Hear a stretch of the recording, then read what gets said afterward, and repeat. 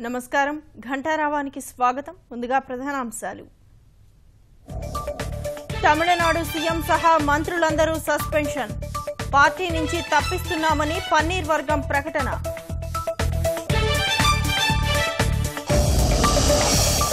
పన్నీర్ గూటికి మరో ఎమ్మెల్యే నటరాజన్ బల పరీక్ష నేపథ్యంలో విప్ జారీ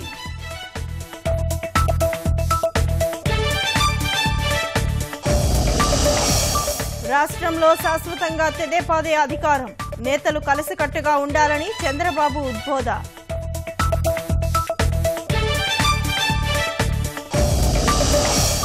విజయవాడను హార్డ్వేర్ బజారుగా మారుస్తా త్వరలో మరిన్ని కంపెనీలు వస్తాయన్న సీఎం